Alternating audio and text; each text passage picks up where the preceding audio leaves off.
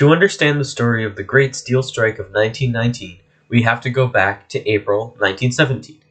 The second industrialization was happening, the economy was booming, and Woodrow Wilson had just decided to pull the United States into the Great War. To do something about the labor crisis and constant strikes, as now more than ever America needed its factories' production, the Secretary of Labor created the National War Labor Board, consisting of public, corporate, and union representatives. One of these union representatives was notably from the American Federation of Labor, or AFL.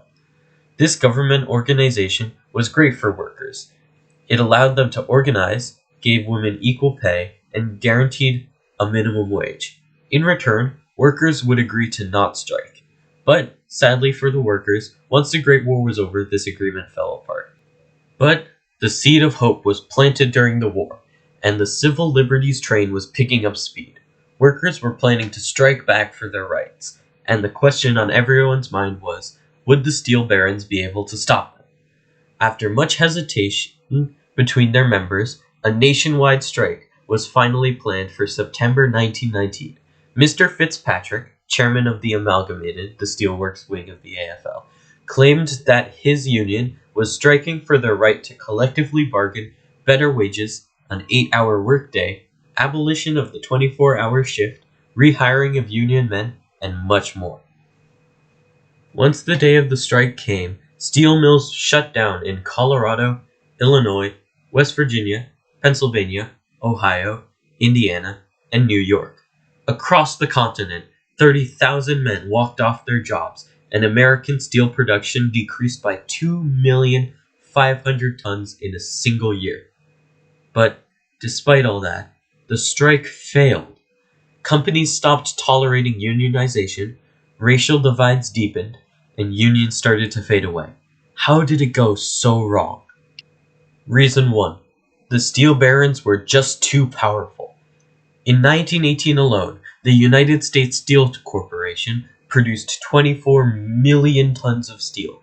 Now, put into perspective, a 2,500,000 ton decrease in steel production doesn't seem all that much.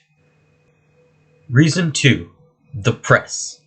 It is the job of the news to find the most inflammatory, provocative, rage-inducing, and blood-boiling headlines in order to sell papers. Glad to see nothing has changed. And what could be more perfect than telling your readers that a communist takeover of America is imminent and happening as we speak? Glad to see nothing here has changed! This belief that the glorious October Revolution of 1917, where Comrade Lenin freed the motherland from the capitalist grip of the West, sorry I got off track.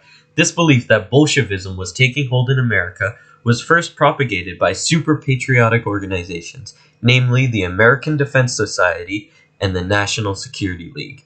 Then, the United States Steel Corporation men succeeded in taking this vague fear and weaponizing it against the labor movement. Some executives took interviews with papers, saying that the Russians were funding strikers. Others claimed that the mass walkouts were only performed by foreigners, and a steel mill superintendent even testified to this effect before Congress. All of this, how we say, fear-mongering by news outlets soon snowballed into the first Red Scare and caused public opinion to turn against the justified strike carried out by American citizens with legitimate grievances.